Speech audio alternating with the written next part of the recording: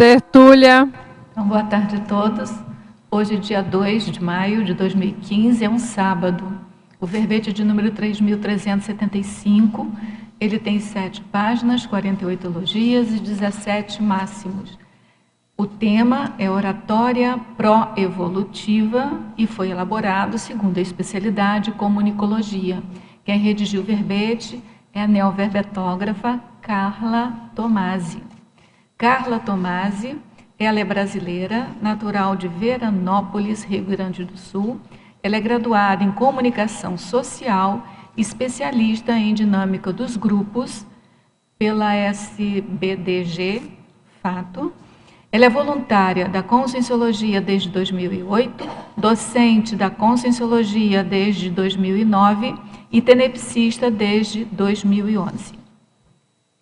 A oratória pró-evolutiva é a autoexpressão da consciência homem ou mulher em público por meio da fala natural, concisa e objetiva, utilizando recursos contributivos para a comunicação cosmoética com o objetivo de esclarecer determinada plateia sobre variadas temáticas.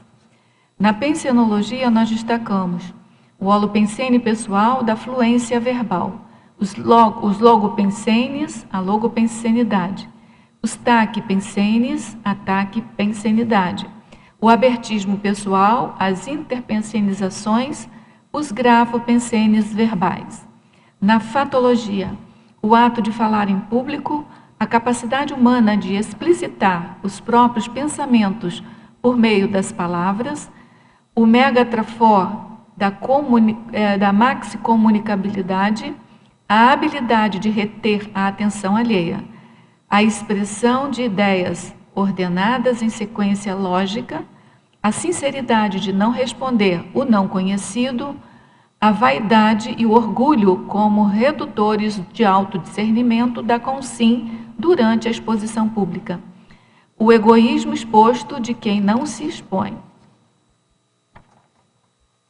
a empatia receptiva, o sorriso sincero rompendo barreiras, o bom humor, a polidez fraterna, a atenção dividida, o contato visual com o público, a possibilidade de libertação das interprisões grupo-kármicas e policármicas pessoais, o poliglotismo interassistencial, a faceta prática do universalismo, a consciência corporal, o debate, a palestra, o comício, o speaker's corner, o dicionário cerebral analógico, poliglótico e especializado. A gente chama a atenção que essa fatologia tem 27 linhas, o que constitui o máximo para o verbete, e a gente só leu alguns itens, né? Então, que merece assim, uma atenção da gente para ler com mais detalhe assim, toda a fatologia. Na parafatologia, nós destacamos o ato de exteriorizar as energias na fala, o acoplamento energético do orador com o público, a paradiplomacia, a insubmissão à mordaça comunicacional imposta pelos assediadores extrafísicos, a superação das coleiras do ego bloqueadoras do laringochakra, as achegas extrafísicas assimiladas pelo orador parapsíquico, que é a lateropensenologia, né? E a teática da laringochakralidade sadia, impulsionando a mental somaticidade, o conscienciês enquanto idioma da consciex livre. No detalhismo, a gente também chama a atenção que tem 12 máximos, o que constitui um padrão de qualidade de detalhamento do verbete. E na argumentologia, nós destacamos os parágrafos discursos, que a partir da biografologia, a verbetógrafa cita 3 exemplos de personalidades promotoras de oratória pró-evolutiva, que são documentadas em áudio e vídeo, ano base 2015. E na tabelologia, que sob a ótica da experimentologia, a verbetógrafa lista 25 confrontos entre características ou posturas típicas da oratória pró-evolutiva e da oratória manipuladora. Na remissiologia, nós destacamos a argumentação fatuística, autoconsciência verbal, comunicação não verbal, linguagem mental somática e verbaciologia. A oratória pró-evolutiva constitui recurso interassistencial avançado para as consciências atiladas quanto à importância da táris expositiva e da cápsula do tempo autorrevezamental. Você admite a importância da oratória pró-evolutiva para os acertos holocármicos? Com qual frequência faz uso dessa ferramenta interassistencial? Na videografia específica, a autora contribui com 3 fontes e na bibliografia específica, a autora contribui com 11 fontes de referências. Agora nós vamos ler a mega-análise elaborada pela equipe de mega-análise Enciclosapiens, que é constituída por Ana Maria Rocha, Marilene Raganin e Socorro Frazão.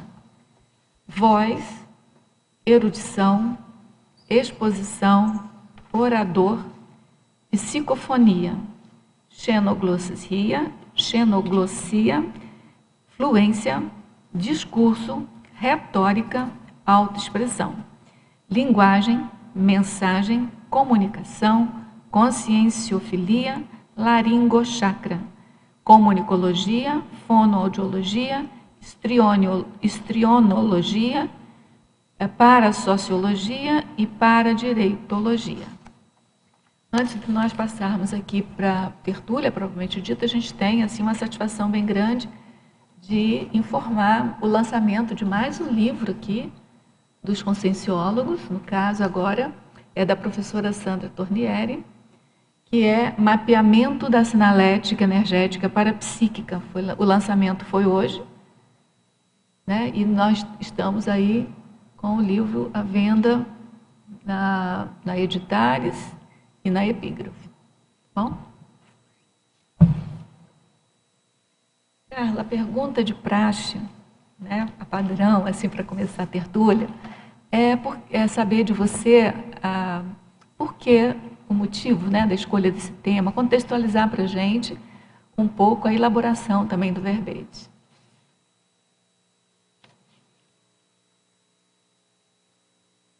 Olá, boa tarde a todos, boa tarde aos presentes aqui, aos teletertulianos também, boa tarde.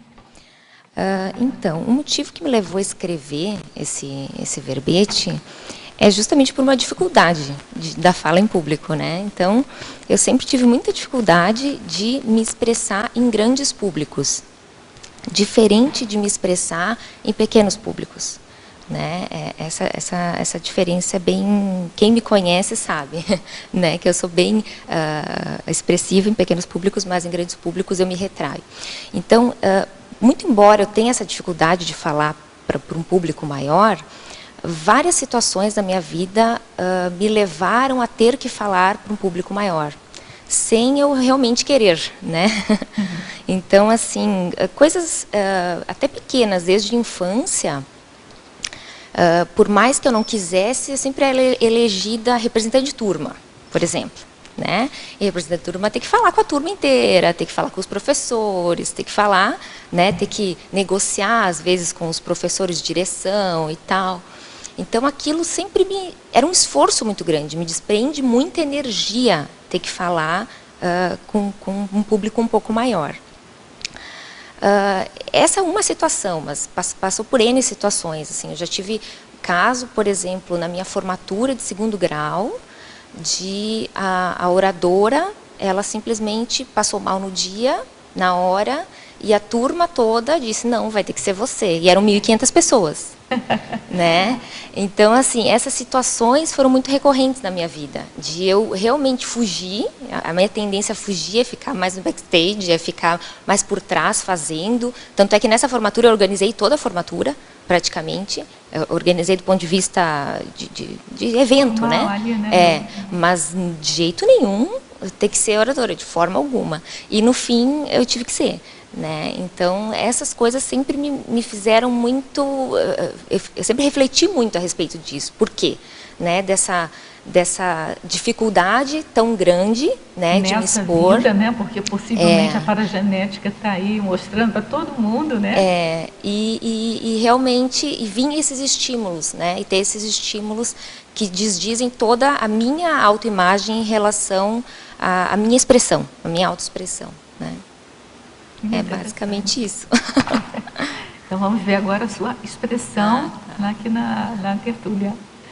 A verbetógrafa Carla, Pensinologia, página 11, primeira linha. Como podemos melhorar nosso holopensene pessoal da influência verbal sem nos tornarmos enfadonhos, chatos? Aqui a ideia é da fluência verbal, né? Não necessariamente da influência verbal, né? Aqui a fluência verbal, nesse sentido que eu coloquei, é para realmente você deixar a expressão das suas ideias fluírem, saírem, né? E eu vejo que um dos fatores que dificulta muito a fluência verbal é a questão da autoimagem. Da autoimagem é um aspecto, das repressões, por muitas vezes, que a pessoa viveu na vida dela, né? Na infância, na adolescência, né? Então, eu acho que fatores traumáticos reprimem a pessoa e, por muitas vezes, ela deixa de expor o que ela realmente está pensando, né? Em função desse mecanismo. Acontece praticamente um mecanismo de defesa, né? Ela, antes que ela se coloque em risco ou se coloque, né, a imagem dela à prova, ela vai se defender por muitas vezes segurando aquilo, não colocando, não manifestando a ideia dela. Agora, nesse caso que ela colocou, sobre a questão de se tornar enfadonho, eu acho que tem muito a ver com você se colocar no lugar do outro e não ser uma oratória que ela é de uma única via, né? Nesse sentido que eu estou propondo a oratória proevolutiva, ela não é de uma única via, ela tem uma via de retorno também. Então, você tem que cuidar no momento que você faz o discurso, você também tem que estar aberto a receber. E essa troca, esse movimento, é o que vai fazer a diferença de você perceber ou não como que está o retorno a respeito do seu público, né? De como que ele está recebendo. É interessante isso, né? Porque a gente pensa só na exposição, na fala, mas continua sendo um diálogo, mesmo que seja uma oratória, né? Um diálogo, é o emissor-receptor, né? Né? O tempo todo. Porque se a gente recebe, do ponto de vista de fala, a gente pode falar, mas a energia também está vindo. Então, é nesse sentido, né? Porque do mesmo jeito que você está falando, a energia do público está vindo até você, ela está chegando. Você pode ser a oratória de uma pessoa, mas o diálogo é não verbal às vezes, né? Isso, exatamente, exatamente. Pensenologia, página 11, último item. Poderia explicar os grafopensenes verbais? A questão dos grafopensenes verbais é justamente isso, é você está realmente, no momento que você expressa, você está grafando alguma coisa de modo verbal, né? Então, é justamente isso, é você falar, você está falando, você tem que estar consciente do que você está falando naquele momento, né? Que isso tem uma consequência, isso sempre vai ter uma consequência no momento que você fala, né? É um registro, é o registro da sua energia através do mecanismo da fala. Tudo que se faz fica marcado, né? Cosmo com grafo, pensenidade, né? Na fatologia, página 12, final da 11ª linha, por que existe o pseudo-glamour do orador? Tá. O pseudo-glamour do orador. Por que existe? Eu coloquei isso porque eu acho que assim, o orador, se ele por algum contexto, ele precisa falar para um público maior, e o que eu vejo é que existe uma mega responsabilidade, até eu coloquei isso de uma pensata, né, do professor Valdo, que quem tem ouvintes tem mega responsabilidades grupais, né? Então, se a pessoa ela tem ouvintes, alguma coisa provavelmente ela deve ter falado ou ter feito no passado que ela precise reaver ou desdizer o que ela disse antigamente. Então, por isso que eu digo que é um pseudo-glamour. Hoje, assim, na sociedade em geral, todo mundo elogia muito e enaltece muito o orador. Só que, na verdade, ele tem muita coisa para limpar, né? Ele tem muita coisa para desdizer tudo o que ele disse. Então, por isso que eu acho que é um pseudo-glamour, na verdade, né? Não é um... Isso é para assentar um pouco a gente também, né? Tirar um pouco da autoimagem muito exacerbada, elevada, que você fala aqui também, né? Uhum. Na fatologia, sexta linha de baixo para cima, o que ocorre quando o script da apresentação foge do controle durante a fala? Sexta linha. Sexta linha de baixo para cima, na fatologia, não está dizendo. Vamos ver aqui, porque eu não consegui pegar também. Mas deve ser da segunda folha. A página 12. Está aqui, ó, no finalzinho da linha. Tá. O script da apresentação. Isso eu coloquei porque é um aspecto básico da oratória comum, que você lê em livros e tal, sobre a questão do script. Eu acho que o script, até um certo ponto, ele é positivo porque ele te dá um roteiro, né? Você vai conseguindo delinear suas ideias assim macro. Mas eu vejo que o script, o orador não pode ficar preso totalmente ao script. Porque se ele ficar preso ao script, ele não faz rapport com o público, ele não faz acoplamento com o público e ele não consegue perceber as mudanças necessárias, às vezes na fala dele, que ele precisa fazer em função do público e em função do que ele está falando. Né? Então, o script ele é muito enaltecido na oratória comum porque tem um objetivo a cumprir, custe o que custar. Tem uma imagem a passar, custe o que custar. Né? Então, é um pouco diferente da proposição da oratória pró-evolutiva, né? Que ela faz muito mais empatia com o público do que propriamente, simplesmente só despeja conteúdo, despeja informação. Não é a transmissão de conteúdo isso, que pela importa, transferência. É a interação, né? Isso. Uhum. Interassistencial. Isso. O que quer fazer? Parabéns. Obrigada. Eu queria que você falasse um pouco sobre essa questão aqui da linha 7, a ansiedade paranoide afetando a comunicação oral. E eu queria entender um pouco mais da sua relação, que você falou que tinha dificuldade, você fugia. E eu queria ver assim, o que você fez de movimento quanto a isso, que técnicas, como que foi isso daí para você? Você pode falar um pouco? E até dentro do tema geral e dentro desse ponto que daqui da sétima linha da ansiedade. Tá. Eu coloquei aqui a ansiedade paranoide porque é o medo constante do ataque, né? Então, a pessoa ela não se expõe porque ela tem medo que ela vai ser atacada. Ela vai ser contra-argumentada, ou ela vai ser ridicularizada, ou ela vai ser, sabe? Então, todos esses aspectos, eles potencializam a pessoa a ela ficar reclusa, a ela simplesmente fazer a lei do menor esforço de ficar na dela, né? E aí ela também não contribui, e ela também não contribui com os outros, e também não consegue desenvolver o potencial dela, e desenvolver também as próprias diretrizes básicas da proexis dela, em função disso, de não conseguir expor e não conseguir expor o seu próprio pensamento. No meu caso, assim, eu vejo que o que me dificultou muito, tanto é que hoje, eu estou há 4 anos em Foz do Iguaçu, o meu primeiro verbete que eu estou expondo é hoje, né? Então, até para esse movimento, para mim, foi mais difícil, né? E eu vejo que, assim, é um processo de desconstrução da autoimagem, né? Tanto do ponto de vista da questão do orgulho, no meu caso, né? Na questão do orgulho e na questão da baixa autoestima, de achar de que não tem muito a contribuir, de achar que as minhas ideias são iguais ou são inferiores às das outras pessoas, né? Então eu vejo que esses dois fatores, orgulho em função do próprio egoísmo em si, da lei do menor esforço, né? Não vou precisar disso, não preciso me expor dessa forma, né?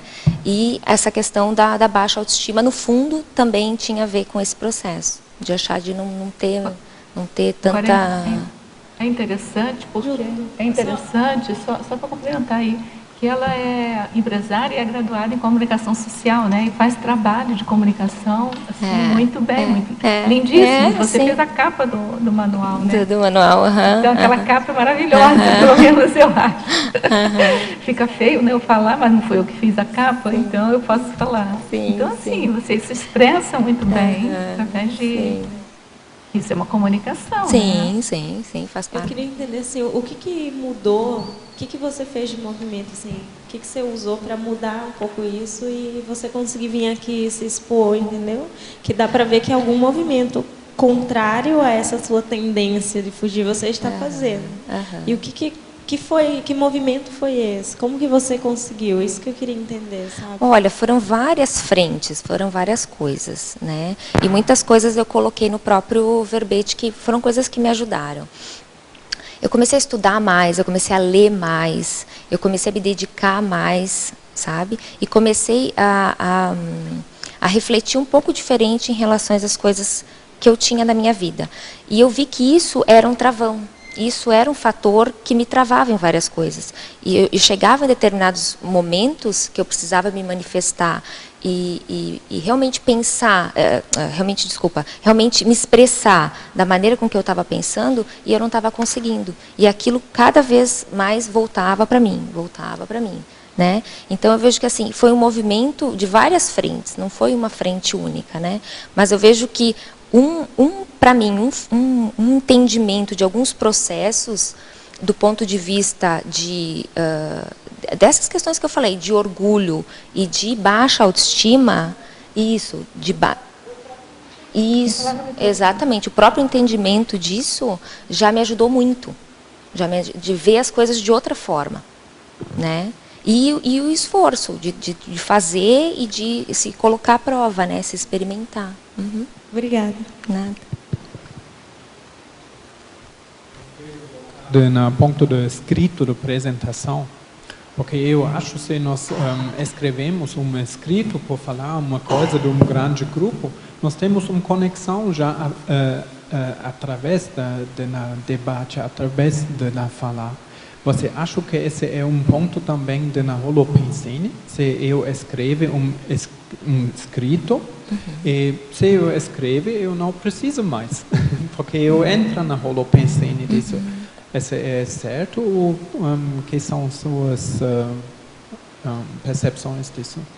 Não, eu acho que a parte escrita, ou o script, enfim, né, da apresentação roteiro, eu acho que ele é importante. Ele é que nem aqui, por exemplo, eu tenho agora o verbete, é um roteiro, ele não deixa de ser, mas eu não posso ficar preso nele. Né? Por quê? Porque eu tenho que ver qual que é a tua pergunta efetiva a respeito disso, que às vezes transcende esse script. Né? Então, é nesse sentido, de não ficar preso ao script propriamente dito, a parte escrita. Ela é importante, ela dá um norte, ela dá um roteiro, mas é o fato de não ficar preso nesse sentido. Você tem um script e você tem uma flexibilidade desse. Isso para mim é um paradoxo. Mas é. Alô? Obrigado. Gostaria que você me informasse aí. Tá desligado, você pode ligar. Tá ligado agora. Na quarta linha, de baixo para cima, na página 12, patologia. Quando você fala assim, os cuidados com a voz, tudo bem, isso aí. E com o sistema gastrointestinal, queria que você explicasse essa questão do gastrointestinal. Tá. Porque assim, no meu caso, eu percebia que toda vez que eu tinha que me expor em público, eu tinha muitas dores de barriga. Muitas dores de barriga, né? Sim, era sério? Era sério. Então, toda vez que eu precisava, né, me expor, eu tinha isso. Então, o que eu comecei a cuidar? Eu comecei a cuidar justamente isso. Toda vez que eu tinha que me expor, eu tinha que cuidar muito mais do meu sistema gastrointestinal. A alimentação que eu ia ter, a questão de água, vários aspectos para mim não passar mal, né? Então, é nesse sentido, né, da pessoa cuidar do próprio soma, da alimentação, e conhecer também, que isso que é importante, né? Quanto tempo dura a digestão da pessoa, vários aspectos, né? Que isso influencia também no processo, é é muito mais emocional e energético. Mas esses fatores influenciam também a pessoa nesse movimento, nesse momento, né?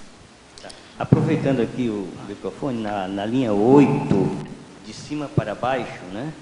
Quando você fala a saia, lápis da oradora, eu não entendi.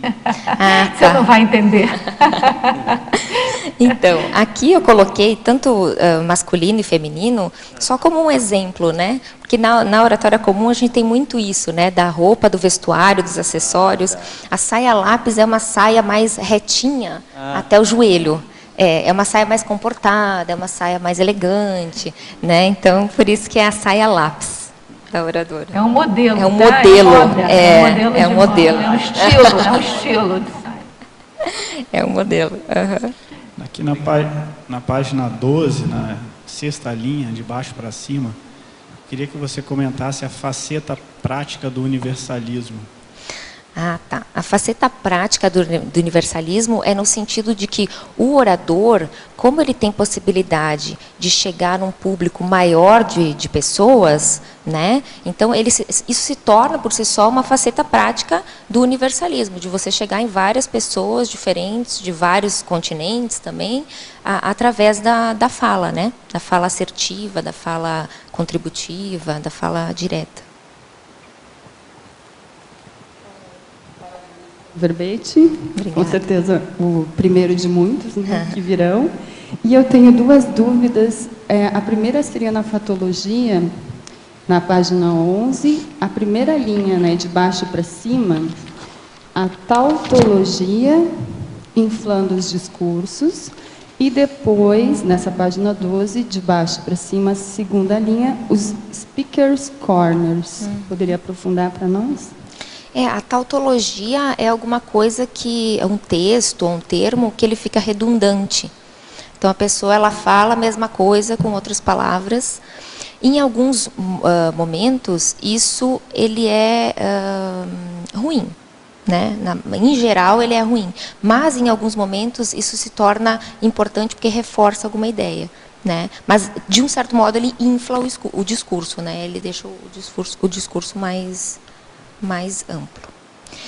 E os speakers corners, na verdade, assim, originalmente, ele é um nome dado a um local lá no Hyde Park, em Londres, que é um local aberto para qualquer pessoa ela fazer um discurso, né? E qualquer pessoa pode ir lá falar abertamente sobre suas ideias. Eles falam que é abertamente, né? Mas você não pode falar contra a família real britânica e não pode falar contra o governo. Ou seja, né? É mais ou menos, né? Então, assim, o Speaker Corners lá em Londres, ele surgiu em meados de 1855, né? Que foi mais ou menos o início dele. Só que depois, ele com esse nome, ele acabou se espalhando por todo o mundo. Assim. Tem speaker corners em vários parques na Austrália, nos Estados Unidos, em vários locais, né, que são o recanto do orador. A tradução seria, né, o recanto do orador. Então, é um local público, né, que a pessoa ela também pode exercer a questão da comunicabilidade, da oratória. Né? Carla, agora, teria alguma correlação com a Ágora, essa praça?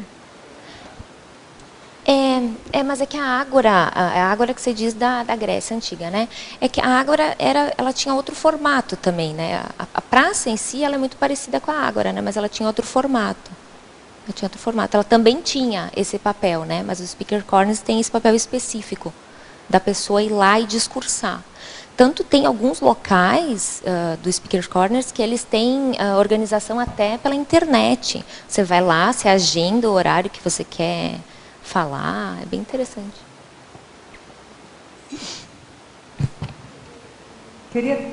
Diário também seria um exemplo parecido, próximo, correlacionado? Não, com o Speaker Corners não. Ele é público e ele é não que aqui não seja público, sim, mas é que ele é um espaço aberto, é caracterizado por um espaço aberto, num parque, ele já tem uma... que eu vi lá em Londres, é uma praça que tem uns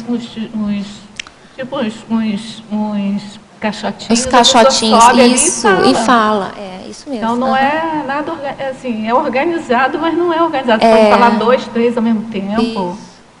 sabe? Aqui, se a gente fizer isso, vai chamar a gente de maluco, mas lá tem a graça. Carla, aqui na página 12 da fatologia, a segunda linha de cima para baixo, você coloca o item, os significados diferentes para a mesma palavra. E além disso, eu queria te perguntar também, na quarta linha da fatologia, um tom de voz adequado à mensagem. Ah, tá. Então, os significados diferentes para cada palavra, para a mesma palavra, desculpa. É porque, assim, tem palavras que ela tem duplo significado. Então, é nesse cuidado na hora de compor a palavra, a frase, né, o texto todo, de cuidar se aquela palavra ela vai ter um significado diferente, que se a pessoa pode interpretar de um significado diferente, porque ela tem duplo significado, né? Então, é nesse sentido, desse cuidado. E o outro era na quarta... Ah, tá. O tom de voz adequado à mensagem. Por vezes, você tem que falar algumas coisas que, às vezes, não são muito simpáticas para a pessoa, ou, às vezes, requer... a pessoa está emocionada, ou, enfim, é um discurso mais emocionado. Então, você tem que adequar também o seu tom de voz ao que você está falando. Porque, se a pessoa ela fala, a pessoa está sensibilizada, e você tem que falar alguma coisa para ela, se você falar de um tom muito agressivo, aquilo ali ela vai absorver muito mais o tom do que propriamente o que você está falando. Então, ela não vai ser uma oratória totalmente pró-evolutiva, por mais que sua vontade seja, mas a forma com que você vai expressar, o meio que você vai expressar, como você vai fazer isso, também vai contribuir, vai dar uma mensagem diferente do que a mensagem que você está colocando verbalmente. No né? conteúdo, né? No conteúdo. A forma pode alterar o conteúdo, Exatamente. né? Se a forma for impositiva, Exatamente. acabou a sensibilidade, a TARES. Né? Porque a TARES não pode ser impositiva. Exatamente. Né? Uhum. Muito obrigada. Eu gostaria de perguntar na página 12, na parafatologia, segunda linha, sobre a paradiplomacia aplicada à oratória e as paranegociações também aplicada à oratória. Ah, tá.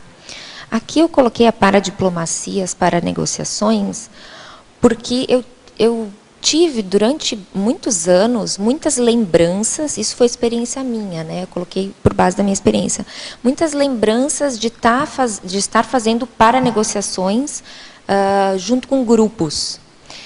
Em geral, eram grupos assim bélicos, agressivos, e eu estar fazendo paranegociações. Então, e era muito diferente como eu me manifestava extrafisicamente, né, em relação àqueles contextos, e aí intrafisicamente eu sentia toda aquela insegurança, toda aquela dificuldade, né? Então eu coloquei isso porque eu vejo que existe todo esse processo da oratória no contexto extrafísico também, desses processos de paradiplomacia, paranegociação, para poder ajudar no processo de reurbanização, para poder conciliar ideias, conciliar objetivos.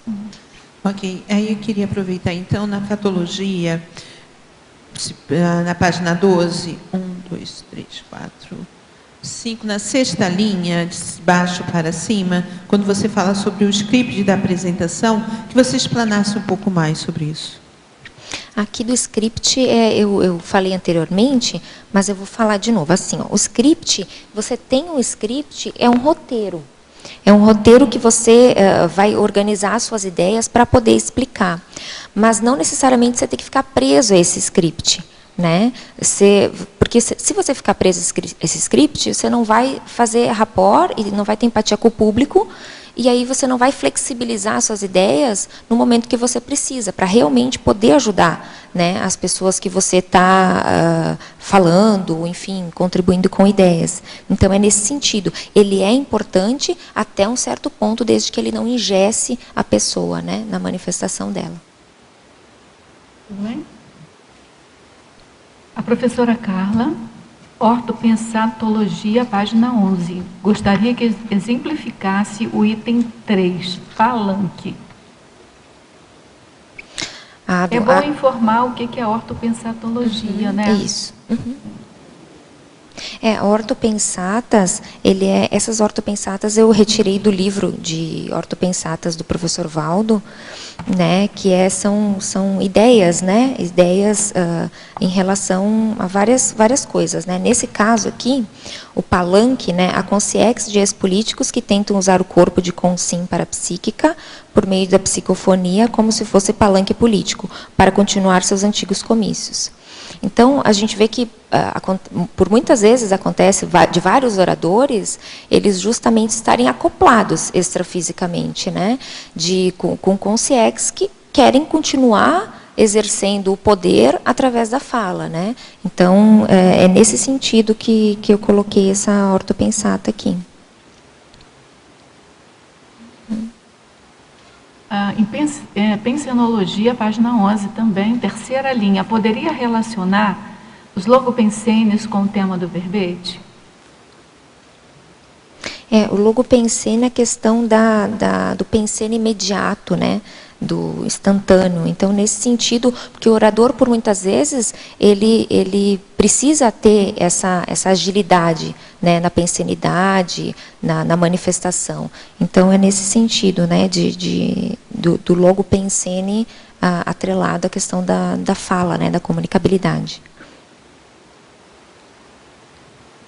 Em pensenologia, novamente, página 11, quarta linha, poderia falar sobre o abertismo pessoal, as interpensenizações?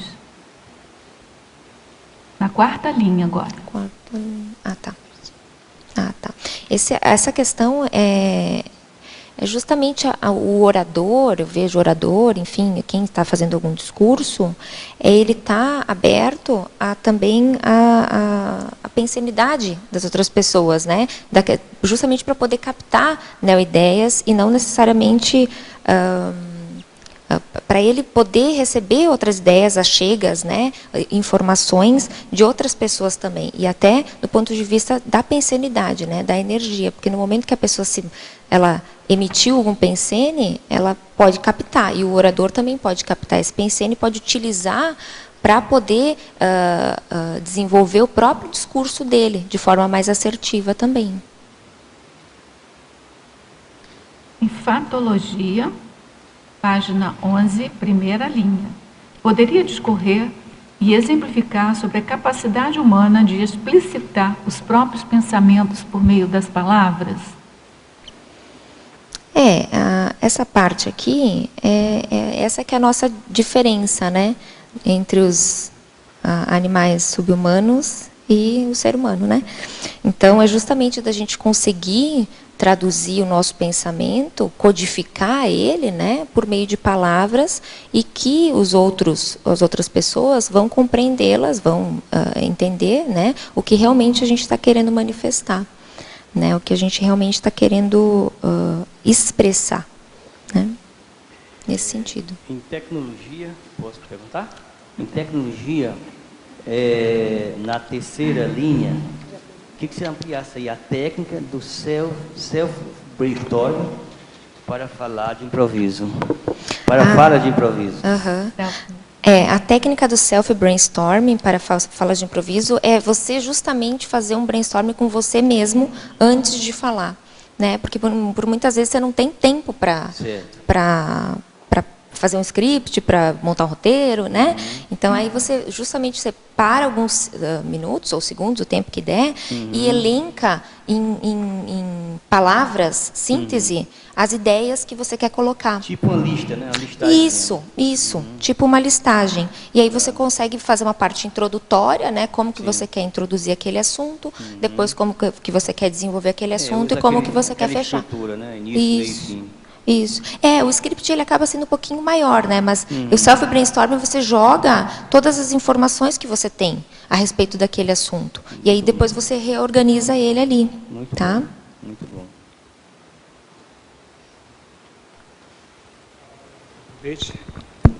Alô. Parabéns pelo verbete.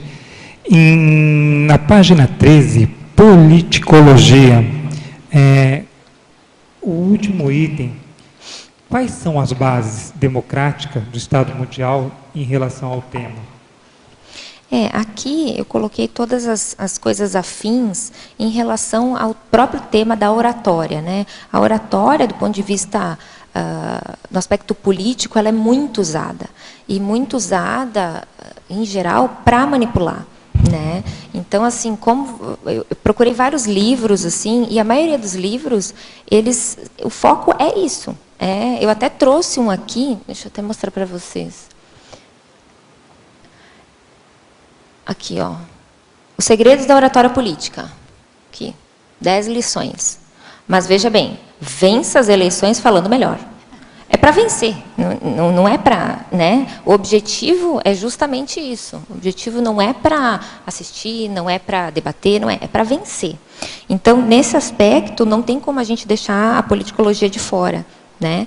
Só que aqui, as bases democráticas do Estado Mundial, como seria a oratória, né, dentro do Estado Mundial, se realmente a gente tivesse uma democracia efetiva, né? Que do ponto de vista vai ter, né? No Estado Mundial a gente vai ter um dia a gente chega lá, uma democracia. Né? Então eu vejo que a oratória pró-evolutiva ela vai ser muito mais necessária nesse contexto do que a oratória comum que a gente tem hoje, né? É só de saber que quando chegar no Estado Mundial, esse trabalho da reurbanização já terminou, ou seja, no momento que terminar o trabalho, é porque a gente já chegou no Estado Mundial. Só aí você já vê o nível de oratória que a gente vai ter entre a gente, né? Vai precisar, né? Não vai precisar mais de rebuscar nada, de sofismar mais nada. Exatamente. Né? Vai ser tudo muito claro, né? Não sei se ficou claro aí. A gente estava comentando aqui com a Ana em relação a isso mesmo, em relação ao diálogo mais diplomático. Paradiplomático. Para realmente estar aglutinando as pessoas e poder fazer um entendimento maior, mais universalista. Você já pensou, a gente, num local ou num ambiente onde ninguém precisa de esconder nada de ninguém, tudo tem que ser às claras.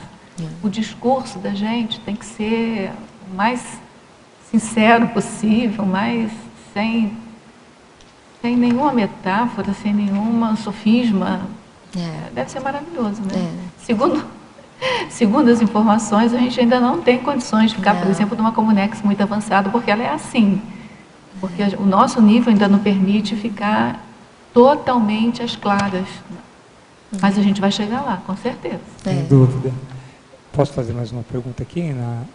Agora na parafatologia, na página 12, qual que foi a ideia na primeira, segunda, terceira, quarta, quinta, sexta linha de você ter inserido aqui os discursos dos serenões e evoluciólogos na Comunex Pandeiro? Aqui eu peguei do livro o livro Zéfiro, né, que é onde o professor Valdo ele relata vários aspectos da Comunex Pandeiro. E uma delas lá, ele relata justamente a questão dos discursos dos serenões, né, e evoluciólogos, porque o objetivo do pandeiro, um dos objetivos do pandeiro era justamente reunir, né, pessoas de consciências, né, de vários locais diferentes e com vários históricos diferentes, no mesmo lugar, para que conseguisse ter ambiente para a implantação da conscienciologia depois no intrafísico, né? Então, com certeza, esses discursos dos serenões, com certeza, devem ter feito algum efeito, né, para que as pessoas conseguissem reavaliar, né, as consciências conseguissem reavaliar a manifestação dela e a inter-relação entre elas para o desenvolvimento do trabalho no intrafísico posteriormente. Bem, Carla? Oi? Eu fiquei com uma dúvida aqui. Em relação a esse discurso às claras, como chegar, qual seria o próximo passo? Qual seria o primeiro passo para a gente fazer essa transição? Por enquanto, se a gente tiver um discurso totalmente às claras, a gente passa por uma pessoa sem educação, né? Alguma coisa assim. Em alguns termos, assim. Como chegar a... Como se aproximar desse discurso, para o nosso discurso ser as claras possíveis? Qual seria a técnica? Sabe, em contextos delicados, por exemplo. Eu acho que depende de cada contexto, né? O as claras, eu acho que tem que estar muito claro também o que você pensa primeiro para você mesmo, sabe? De você ver o que realmente você pensa para você mesmo, de ser as claras com você, né? E eu acho que depois essa manifestação ela vai se tornar mais espontânea com as outras pessoas. E esse discurso também vai se tornar mais espontâneo, né? De você conseguir colocar a sua ideia de modo mais preciso, mais assertivo, né? Nesse sentido. Do trabalho, eu acho que o trabalho começa pela gente, né? Da própria de visualizar como a gente se manifesta para a gente mesmo, para depois pensar de como fazer o discurso para os outros, nesse sentido. Parabéns pelo verbete, Carla. Obrigada. Eu queria fazer uma pergunta ali em ortopensitologia, em ouvintes, quando diz assim, quem tem ouvintes tem mega responsabilidades grupais. Eu queria que tu aprofundasse no sentido assim, uma pessoa que seja um atrator de consciências, assim, e aí por alguns acontecimentos ou algumas coisas até meio pessoais, assim, essa pessoa ela camufla esse traço. E aí as consciências que supostamente elas estariam em volta, elas não estão mais, elas ficam meio dispersas e acabam tomando outros caminhos, e muitas vezes caminhos que sejam meio errados, assim. Aí, que responsabilidade que tem essa pessoa que atraía antes e aí... Esse tipo de responsabilidade, como é que fica? Mas você acha que ela atraía antes as pessoas por esse trafor? E também pela oratória. Por tá. ter uma boa comunicação, por... eu não sei, talvez as outras consciências, elas veem que... ele possui algumas ideias que podem ser aprofundadas, que nem no estudo, ou, por exemplo, numa universidade, um colega que é bem inteligente, a gente se junta com ele para estudar. Tá. Aí ele, por alguns motivos, ele não se aproxima mais dessas consciências. E aí elas ficam meio perdidas, assim, como se fosse. Como é que fica a responsabilidade nesse caso? É a questão da atração, né? Se você tem ouvintes, se nesse caso, né, atrelando com esse aspecto da ortopensata que você trouxe, se você tem ouvintes, você tem responsabilidade. Não é à toa que aquelas consciências chegaram até você para ter essa interação com você, né? Algum nível de liderança, algum nível de responsabilidade você tem em relação àquele grupo específico, né? Então, se a pessoa ela sonega ou, enfim, ela não desenvolve essa habilidade evolutivamente, assim, tentando auxiliar e ajudar, isso de uma certa forma, mais cedo ou mais tarde, isso vai voltar para ela de outra forma, né? Então, nesse sentido de a pessoa assumir a condição dela, assumir a posição dela, né, e fazer o que tem que ser feito, né? E se capacitar para que ela consiga fazer o melhor, não só por ela, mas pelos outros também. Certo. Gente, agora a gente vai pedir licença a vocês, a gente vai dar uma andada aqui, que tem muitas perguntas aqui, chegaram agora. Aí depois a gente volta para vocês, tá bom? É só aguardar um pouquinho.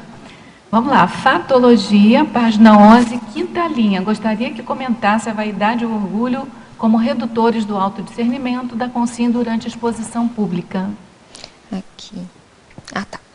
Então, eu vejo que assim, a vaidade e o orgulho, quando a pessoa ela se manifesta com base na vaidade, especificamente no orgulho, o foco está nela, a atenção está nela. Então, ela não consegue se manifestar totalmente do jeito que ela, né, do potencial dela, em função da preocupação com ela mesma. Então, isso automaticamente reduz o autodiscernimento dela, reduz as parapercepções dela, reduz, né, esse aspecto dela, que ela conseguiria chegar mais próximo ao público, chegar mais próximo, fazer essa interação maior, né, nesse sentido. Só para você saber, 3 pessoas fizeram essa mesma pergunta, tá? Só para você saber como é que ficou aí. Está gerando... A verba tópica, Carla, Fatologia, página 11, 6ª linha. Poderia exemplificar o egoísmo exposto de quem não se expõe? É justamente isso também, né? Se a pessoa ela fica calada, quieta no canto dela, ela está mostrando até um certo ponto o nível de egoísmo. Por quê? Porque ela não compartilha nada, ela não contribui nada com as outras pessoas ou com o grupo que ela tá envolvida. Ela entra muda, sai calada e ela simplesmente não deixa nada dela ali. Então, automaticamente, o egoísmo dela está exposto pelo fato dela não se expor. Eu achei esse trocadilho ótimo. Em Fatologia, página 12, 1ª linha. O que se pode falar sobre o barbarismo e o solecismo? Deixa eu lá. Achou? Em Fatologia, página 12, 1ª linha. O barbarismo, ele é um erro de pronúncia, grafia ou uso de uma palavra, né? Então, no discurso, às vezes isso fica muito evidente, fica muito, né, grosseiro, dependendo principalmente da posição ou do papel que o orador está exercendo, isso pode ficar um pouco complicado. E o solecismo, ele é a estrutura sintática das frases inadequada em relação à gramática, né? Você alternar a questão da estrutura sintática também, tá? Em Fatologia, página 12, final da 2ª linha. Gostaria que discorresse e exemplificasse sobre a repetição de palavras e frases para fixação da informação. Por muitas vezes, assim, dependendo do que você vai falar, o conteúdo, né, que você vai falar, ele é mais complexo. E você tem que realmente repetir para fixar aquela informação, né? Porque às vezes a pessoa, o jeito que nós estamos expressando, por muitas vezes a gente tem aquele conhecimento, mas a pessoa que está recebendo, às vezes é a primeira vez que ela está recebendo aquela informação. E se você não fizer um reforço daquela informação, ela vai passar batido. Né? Então, esse feeling de perceber e fazer o acoplamento com o público e ver se realmente ele entendeu e, no momento adequado, reforçar aquela frase ou aquele conteúdo, pode ajudar a pessoa a compreender melhor. Né? Isso necessita de bastante cosmoética, né? Porque na época do Hitler, o responsável pela comunicação, ele tinha a seguinte regra: repetir tantas vezes quanto fosse necessário as mentiras, que um dia aquilo ia virar verdade. Sim. Então é um problema, né? Mas aí você está pressupondo a questão da cosmoética. Aí sim. E para a Fatologia, página 12, 1ª linha. Como se pode aperfeiçoar o ato de exteriorizar energias na fala? Como é que se pode aperfeiçoar? Eu coloquei isso porque, assim, quando a gente fala, a gente está exteriorizando energias. E, por muitas vezes, a gente, eu pelo menos, né, eu digo a gente, mas eu também, eu falo muito mais que o necessário. Né? E eu estou no pequeno grupo, no grande grupo não, né? Mas no pequeno grupo, sim. Então, eu falo muito mais que o necessário e eu estou desperdiçando energia. Né? Então, é nesse sentido de que, no meu caso, eu tenho que forçar mais, mas tem pessoas, tem oradores, que eles falam muito e falam demais, e aí eles soltam muita energia. Né? Então, nesse sentido de regular, de dosar, de você também ter energia quando necessário e você também soltar energia quando é necessário. Em Parafatologia, página 12, 3ª linha. Como tornar eficaz a erradicação dos autoassédios castradores da manifestação verbal desimpedida? Tá. Esse aspecto, como tornar eficaz, não é tão fácil, né? Não é uma receita de bolo assim simples, mas eu vejo que é o exercício da autoexposição da pessoa, é o exercício da busca da informação também nesse aspecto, do desenvolvimento parapsíquico. Né? Eu acho que todo esse processo ajuda muito. A própria técnica da TENEPS ajuda muito também, né? Que aí a pessoa também vai conseguir avaliar e perceber, né, todos os aspectos dela, né, dos traços intraconscienciais dela, que fazem ainda rapport com esse determinado padrão de consciências. Né?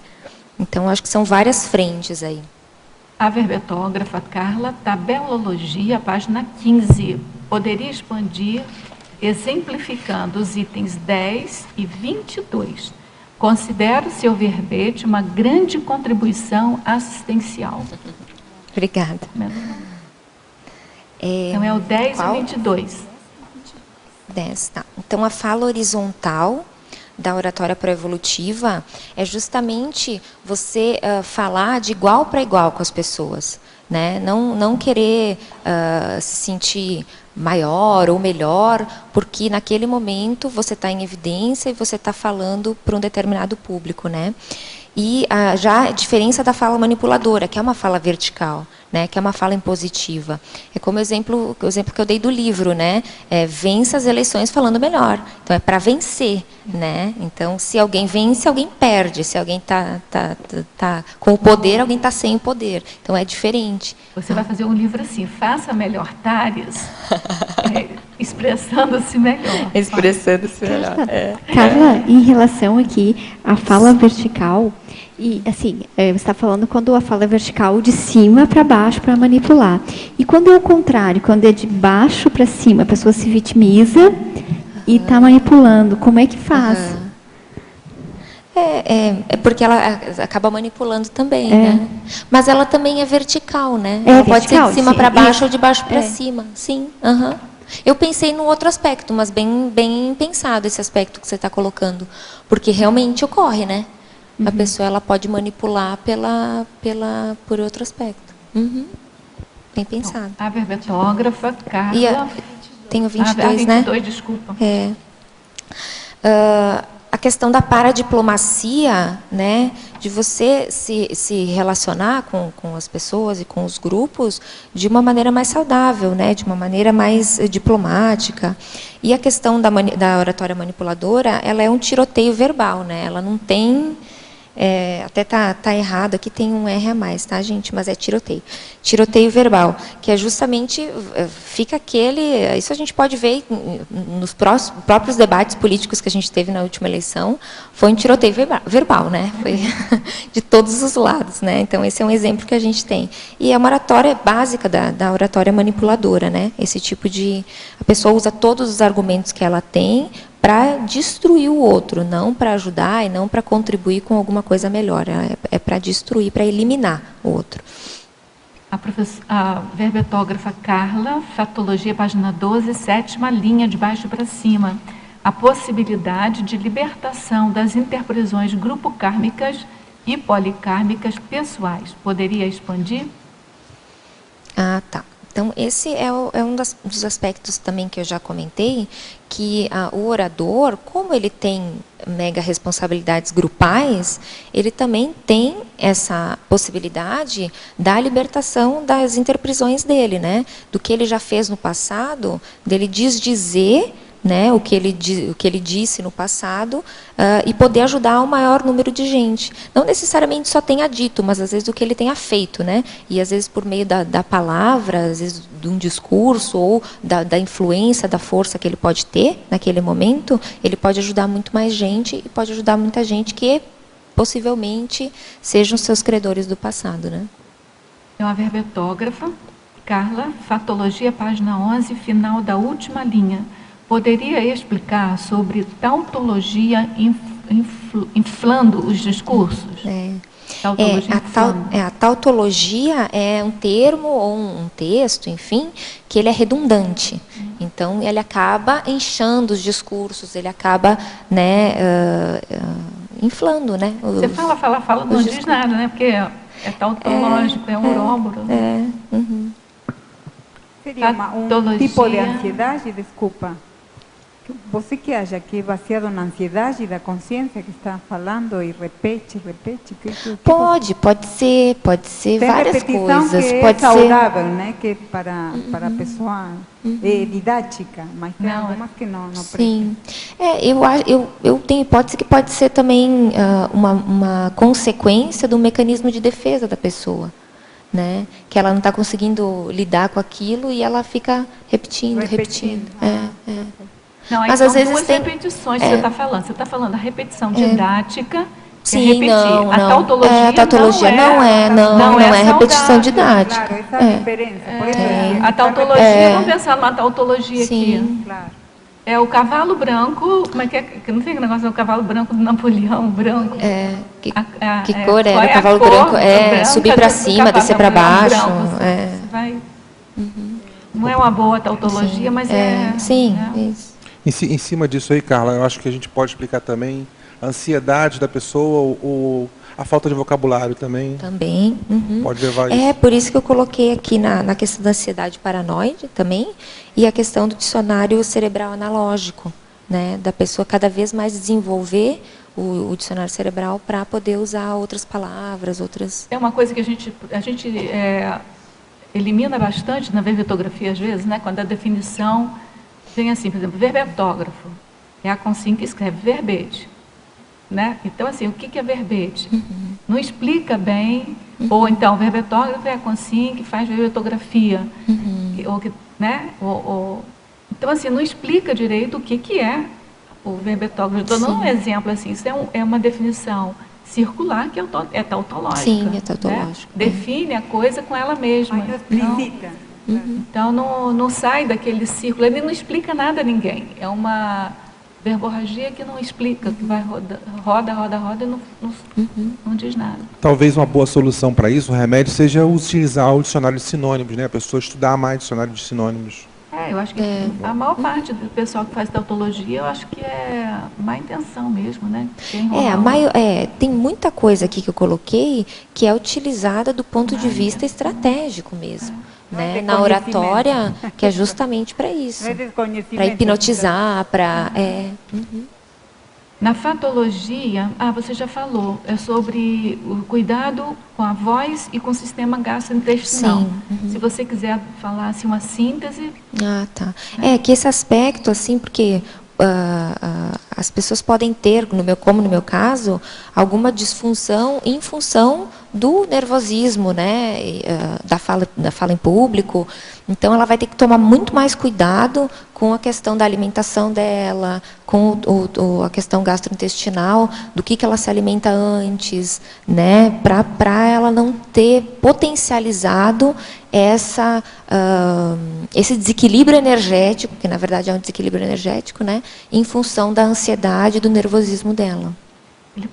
A segunda pergunta, a outra pergunta é, em sindromologia, página 13, final da primeira linha, o que é a síndrome da ribalta?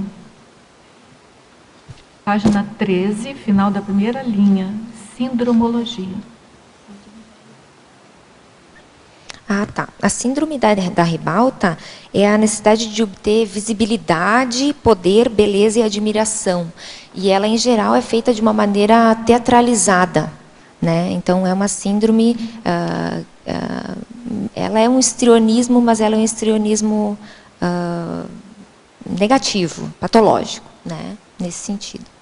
Qual a experiência mais vexaminosa que você já vivenciou com a comunicação e qual traço negativo precisou reciclar? Nossa, mais vexaminosa? Deixa eu pensar.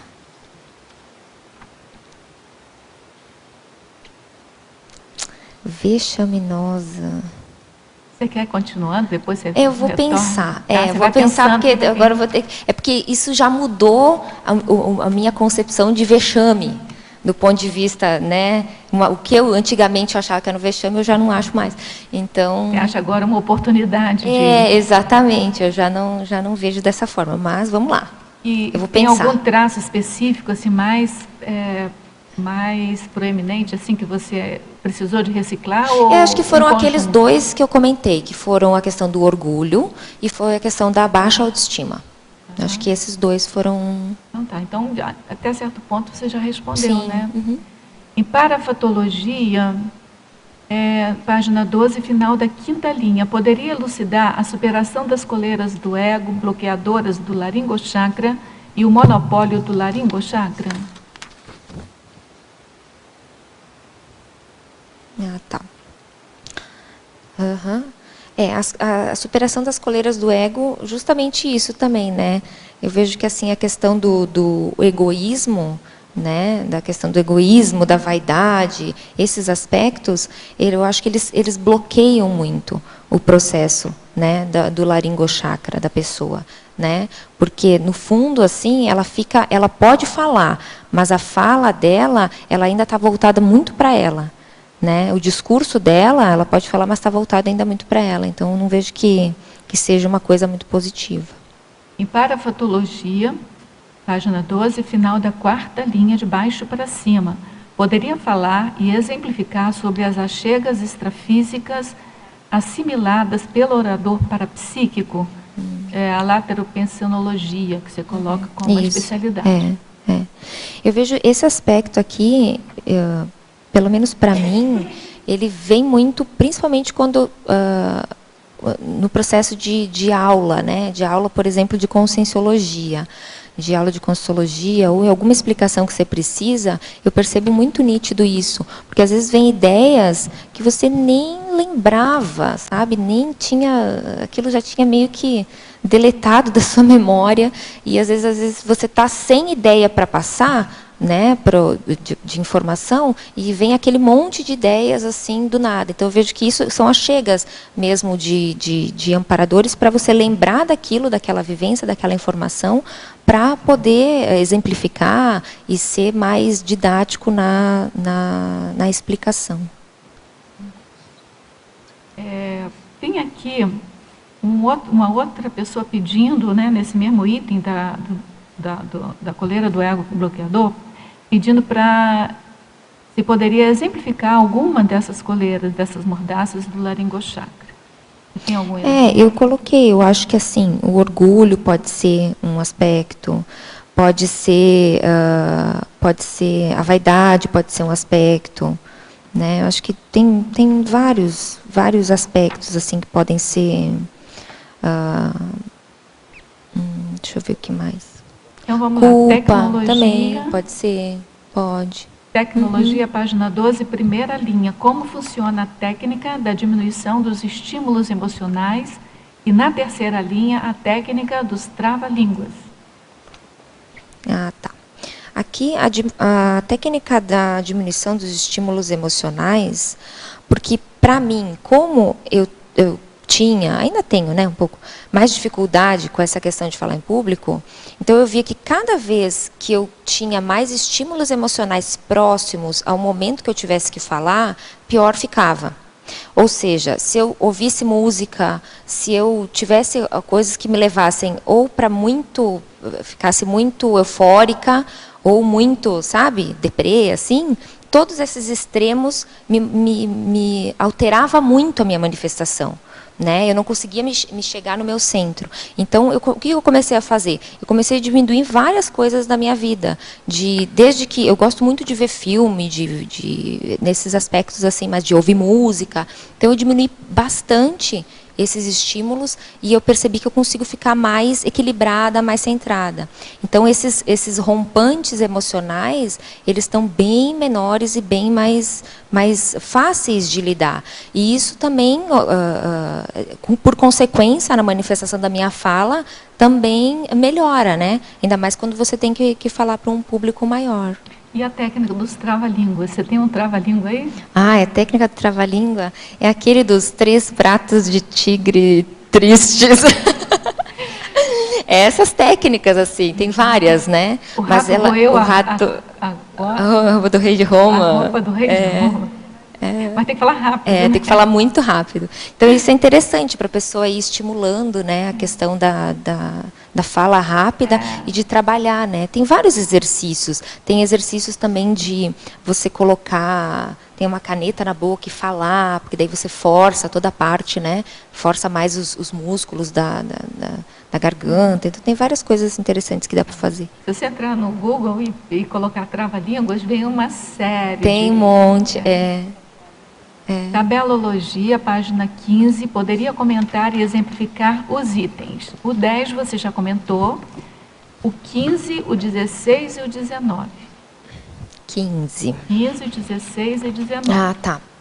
Aqui a força da verbação, né? Eu vejo que quando um orador, ele tem algum tipo de vivência no que ele está falando, a força dele é muito maior do que aquele que não tem.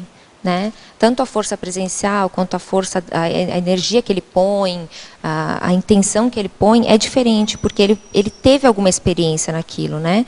E a oratória manipuladora é o vazio da inexperiência, né? Porque por muitas vezes a pessoa nunca passou por nenhuma situação, não teve experiência nenhuma com aquilo, mas ela tem todo um discurso pronto, hipnótico, né, para um determinado público, mas ela é totalmente inexperiente no que ela está falando, ela não teve vivência nenhuma. Né? Então é esse contraponto.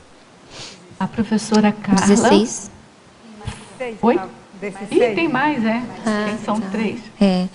Então, a homeostase holossomática e a sedução holochacral.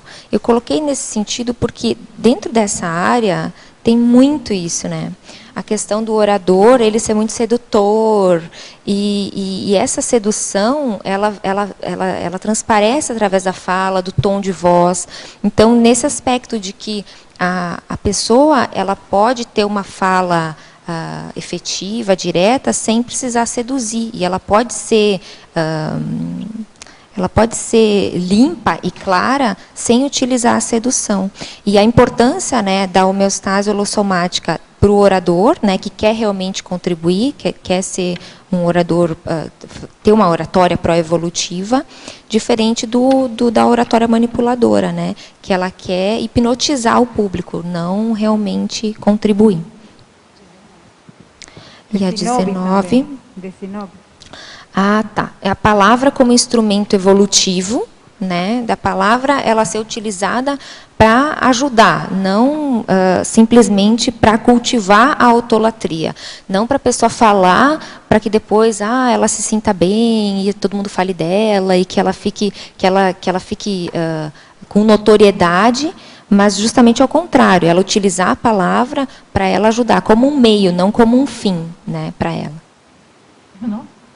Acho que sim, agora. A professora Carla, Fatologia, página 12, 4ª linha, de baixo para cima. Os sotaques atratores e refratores do público.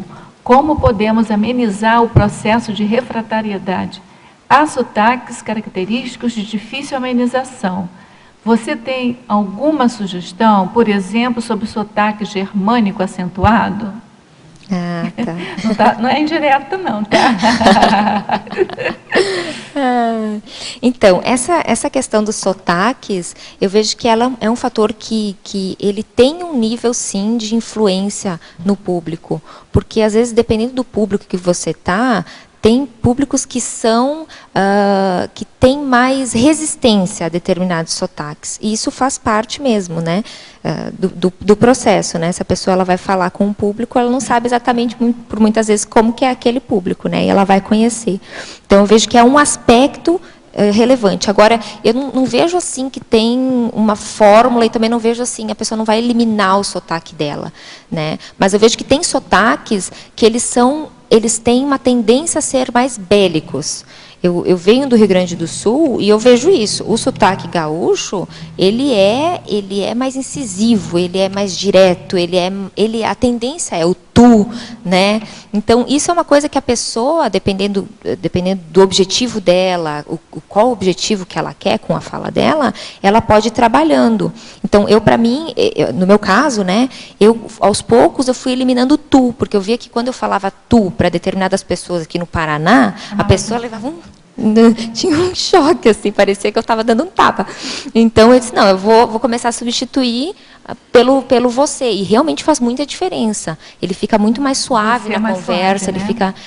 Ele fica mais simpático, mais empático. Mas não também. Não precisa falar porta, fica, né?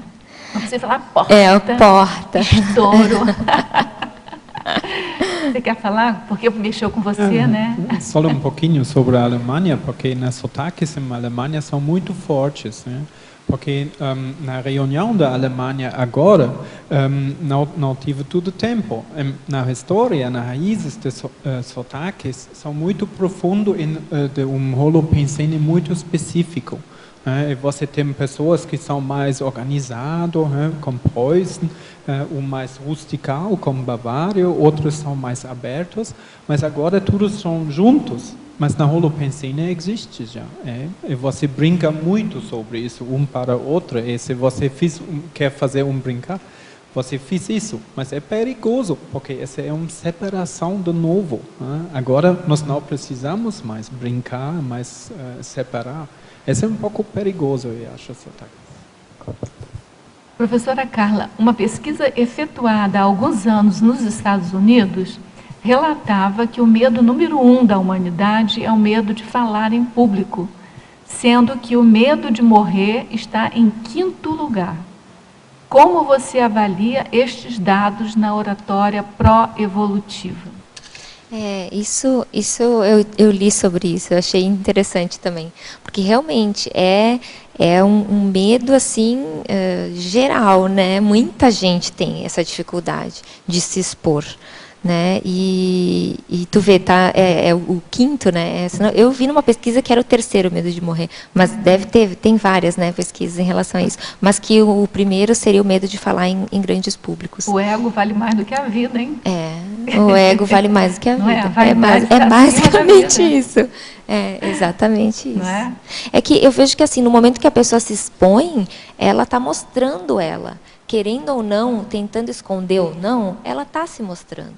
Né? E a questão é que a gente tem uma cultura da perfeição, que todo mundo tem que estar bem, todo mundo tem que estar, né, no controle. E no momento que você se expõe, você não tem controle do que as pessoas vão pensar sobre você, do que elas vão falar sobre você, e você está se mostrando do jeito que você é. Querendo, escondendo ou não, as pessoas estão te vendo do jeito que você é. Né? Mas também tem uma certa ignorância nessa coisa da dessoma, porque acha que vai morrer, vai acabar tudo, né? Sim. Então não vai ter vergonha, vai Não, mas é pior ainda, então. A pesquisa fica pior ainda. Né? Professora Carla, você recomenda que façamos cursos específicos de oratória para melhorar a fluência verbal? Olha, eu não sei, assim, isso depende da pessoa, depende do tipo de desempenho que ela almeja dela mesma e da função que ela quer, ou do que ela quer, mas eu acho que em alguns aspectos é positivo, pode ajudar. Em outros aspectos, eu não sei até que ponto vale a pena, porque a maioria das técnicas, elas são para manipular, elas são para manter uma aparência, elas são para... Né? Então, eu não sei até que ponto vale a pena. Eu não sei porque eu nunca fiz um curso de oratória, especificamente. Né? Muito embora eu tenha feito comunicação social, mas um curso de oratória, especificamente, eu nunca fiz. Eu vi alguns cursos pela internet, mas um curso presencial, assim, mais completo, eu nunca fiz. Agora, então, tem duas técnicas que o professor Valdo sempre ensinou a gente, que, para mim, funcionou assim demais. Uma é passar vergonha em público. Falar e passar vergonha em público. Né? E passa vergonha no sentido de você falar e o que vier, você aguentar com o que vier. Sim. E se tremer a voz, vai aguentar, enfim. Passar vergonha mesmo em público. Falar com toda a cara de pau mesmo. E a segunda é fazer verbete, defender aqui. Não, essa foi a técnica que você está usando. que eu usei. Né? Eu, pessoalmente, usei as duas. Tive que passar primeiro passar vergonha em público. E eu fazia isso mesmo. Na verdade, eu vinha com umas perguntas escritas para poder perguntar em tertúlia, assim, porque eu não falava nada também. Né? Professora Carla, parabéns. Estou muito feliz com seu verbete. Uma pena não poder estar presente. É uma prima de Foz do Iguaçu. Eu acho que eu posso falar quem é a Milena. Milena, querida. Sinergismologia, página 12, final da 2ª linha. Poderia ampliar o sinergismo, dicionarização cerebral, taquipsiquismo, fluência comunicativa? Deixa eu só localizar ele aqui. Sinergismologia. Aqui, tá. Uhum. No sentido de justamente abarcar cada vez mais, né, a questão de palavras no dicionário cerebral para a questão do taquipsiquismo e da fluência comunicativa. Então, quanto mais palavras a pessoa vai ter, mais ela vai conseguir potencializar o taquipsiquismo dela, né, e mais fluência comunicativa ela vai ter, nesse sentido, né, se crescendo. A professora Carla, em Sindromologia, página 13, é uma gaúcha também. final da segunda linha e terceira linha. Poderia dar exemplos da superação da síndrome de Tourette e da síndrome de Asperger? Tem duas síndromes. A síndrome de Tourette e a de Asperger. Ah, tá. Então, a síndrome de Tourette é uma síndrome rara, né, e bizarra, que ela é caracterizada pelos tiques físicos e vocais, né? Tem alguns aspectos, assim, eu li algumas coisas de pessoas que elas conseguem controlar, né, mais esses tiques, mas é uma síndrome bem rara e bem difícil, assim, não é uma coisa tão fácil, mas ela afeta totalmente, né? Se a pessoa ela precisa se manifestar com um público maior, a tendência é que essa síndrome ela vai se manifestar também, né? E a síndrome de Asperger, né? Que é a dificuldade de interação social e comunicação não verbal, né? Comportamento repetitivo, e também a pessoa tem mais interesses restritos. Então, essa síndrome também, ela vai afetar totalmente, né? Se a pessoa ela já tem essa tendência para essa síndrome, ela vai afetar. A verbetógrafa Carla, em alguns setores é comum a escrita do discurso por terceiros. O orador, então, imprime sua energia no texto criado por outra pessoa. Essa interfusão de energias é uma prática saudável? É possível ocorrer alguma interferência na comunicação em decorrência desse processo, ou até mesmo interprisão grupo kármica nos envolvidos? É que o ideal é que a própria pessoa ela manifeste verbalmente as suas ideias, né? Esse que é o ideal, né? Que ela não é o ideal ela ler o discurso de outro, né? Não é o ideal, né? Você lê um discurso porque se você está lendo, você está assumindo aquela ideia, porque é a sua imagem que é você que tá dizendo aquilo, né? Então, pelo menos fazer uma leitura crítica antes, né? Você vai ler o que o outro escreveu, imagina. Não tem como. Tem que ler, fazer uma leitura crítica. Sim.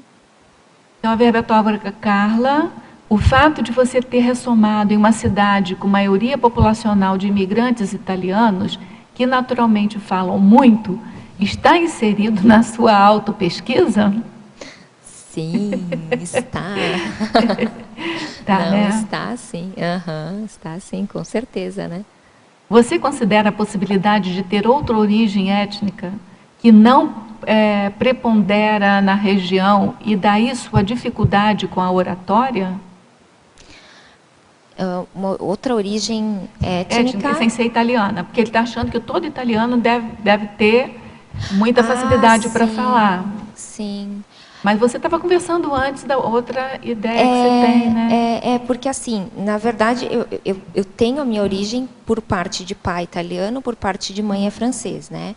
Então, eu vejo que assim, a parte italiana, eu vejo que tem muito a ver com esse processo da oratória por vários processos, por processo de política, por várias outras questões também dentro da minha autopesquisa, né?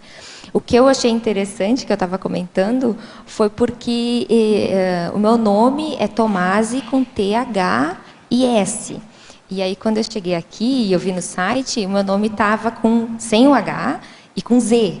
Então, meu nome estava diferente do meu nome original. Contudo, isso é uma coisa que sempre me indagou, porque na minha família, o meu pai ele tem 10 irmãos. E ele é o único que tem TH e S. O resto é tudo com Z, né, o típico italiano. E o TH não tem, né, no italiano, pelo que eu sei, não existe, né? Então erraram para o verdadeiro italiano o seu nome. Pois é, exatamente. Interessante mesmo. Mas veja, o verdadeiro não sei, né? Porque o verdadeiro não tem H, mas no meu verdadeiro... Erraram colocando sem H e com Z, que é o verdadeiro italiano. Exatamente, que é o verdadeiro italiano. Então, isso para mim já... Erraram aqui que eu estou falando. Não, silêncio. Sim. Então, isso já foi um aspecto, né, que já na hora que eu vi, eu disse... Está errado, mas está tudo certo. Né? Mas errado também na hora de fazer o registro, às vezes até é bom, porque começa a cortar um pouquinho o link, né? São duas letrinhas, mas Pode ser que corte o link, né? Pelo menos você ficou intrigada esse tempo todo.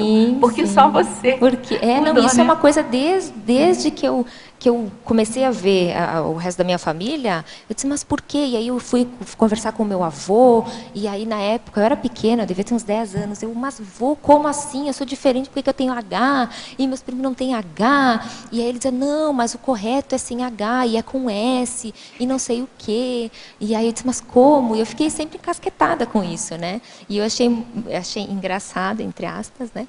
Hoje, justamente, ter saído o meu nome sem o H e com o Z. Muito bem. Carla, queria te perguntar, na página 13, neossinapsologia, o segundo item, as neossinapses advindas do acoplamento com o amparador ampliando a visão sobre determinado assunto a ser abordado ao público. Então, é essa mudança da forma de pensar, né, em função do acoplamento com o amparador. Né, de justamente você estar desenvolvendo algum assunto, e aí com o acoplamento do amparador, você consegue ampliar aquela sua visão e até, por vezes, modificar a forma com que você pensava, né, sináptica a respeito daquilo ali. Você falava a importância de chegar a ter um melhor curso de oratória, e eu acho que é a partir daí.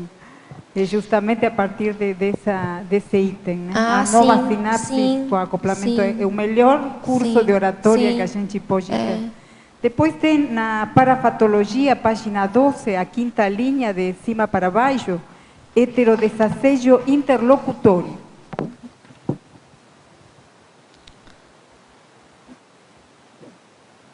Parafatologia da... Parafatologia, página 12. É quinta linha? Quinta linha de cima para baixo. Tá ao final da quinta linha. Heterodesassédio interlocutório. Tá.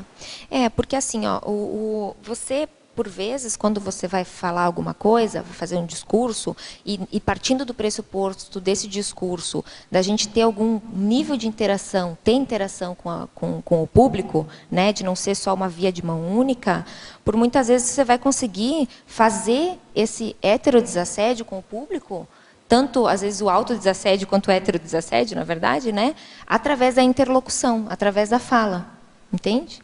Da exposição da sua fala. Você vai conseguir expor as suas ideias, o que você pensa, ou, enfim, fazer algum tipo de tares para o público que vai promover um heterodesassédio. Muito obrigada.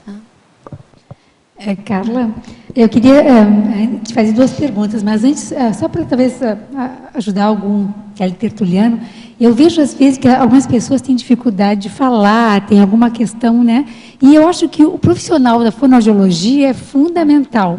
Então, às vezes, mais do que até um curso de oratória e dicção, né, procurar às vezes eu vejo alguma pessoa assim, eu fico com uma vontade de dizer para ela, procura um fono, isso vai te ajudar, você vai, né, conseguir destravar, você vai conseguir confiar mais, trabalhar esse aspecto, né, que hoje a gente vê que fono tira até sotaque. A gente vê atores portugueses que estão sem sotaque nenhum de Portugal, e isso é fonoaudiólogo que faz com exercícios. Então, buscar esse tipo de profissional, ele é muito importante, é um profissional de saúde, né? Às vezes saúde mental até, porque a pessoa às vezes fica com questões bem sérias psicológicas em função disso. Mas a primeira pergunta é a seguinte, na mitologia, Carla, página 13, o primeiro mito, o mito do dom da palavra, porque tem pessoas que acham que falar bem, a gente já nasce com isso, é um dom. Como é que é isso? Né? Justamente é o mito, né? Porque eu acho que não tem o dom da palavra. Eu acho que a pessoa ela desenvolveu, se hoje ela tem uma comunicabilidade acima da média ou tem uma desenvoltura, em algum momento ela teve que trabalhar isso. Em alguma vida, em algum momento ela teve que desenvolver isso. Então eu acho que o que é necessário é o esforço da própria consciência para desenvolver isso, né? De estudo, de experimentação, de se colocar, de se expressar, de fazer esse esforço, né? De sair da zona de conforto e realmente desenvolver. E né? de dar vexame, né? De dar vexame. Outra pergunta, Carla, é assim, pelo seu estudo e pelo que, né, toda a sua formação em comunicação e toda a sua pesquisa para esse verbete, enfim, até dentro também da conscienciologia, você considera que a escrita é superior à oratória? É mais importante para a consciência escrever do que falar? Ou as duas se complementam? O que você pensa disso? Eu acho que as duas se complementam. Porque não adianta você só escrever e você não ter a interação, né, com as pessoas. Porque senão você fica só um registro, e um registro que não tem rapport. E quem faz o rapport com o registro é a própria consciência, né? Ok, eu acho que esse momento é um exemplo disso, né? O verbete só é considerado publicado a partir do momento que ele é apresentado, defendido aqui, esse debate com o verbetógrafo, né? Muito bom. Carla, parabéns pelo verbete. Eu também sou gaúcha. E senti essas coisas também que tu falou, quando eu falo tu, né? E estou me educando por você aqui, porque eu sinto que existe essa coisa que dá uma repercussão na pessoa, né? Quando tu fala essa palavra. E, para mim, esse verbete está sendo bem importante, porque é uma das grandes dificuldades que eu tenho ainda, tanto que o meu verbete vai ser sobre a desdramatização na autoexposição ou da autoexposição. Que legal. Então positivo. Tem tudo a ver. Por favor, ali então na página 13, trinomiologia. O trinônimo corono chakra, fronto chakra, laringo chakra. Tu podia ampliar, depois tem mais outra. Tá. Esse aspecto aqui é justamente, são chakras que eles estão totalmente ligados, né, com o processo da comunicação. O coronochakra, da questão das ideias, né, o frontochakra e o laringochakra. Então, todos os chakras superiores, a ativação dos chakras, né, esse trinômio, eu acho que ele tem total importância para quem quer se comunicar bem, né, para quem quer ser efetivo, e até para o processo de acoplamento com o público também, né, de você trabalhar, conseguir desenvolver e trabalhar os chakras para conseguir fazer essa leitura do público mais efetiva, para conseguir fazer rapport com as consciências que você tá emitindo, né, ou está, enfim, dialogando, né, nesse sentido. Na mesma página, ali, não sei se você falou sobre paradoxologia. Você já falou isso aí, o paradoxo, assim, expansiva no pequeno grupo, poder ser a mais tímida no grande grupo. Eu sempre vi esse aspecto de determinadas pessoas que estão no grupo pequeno e ela fala. Quando chega no grande grupo, a dificuldade. Por que seria?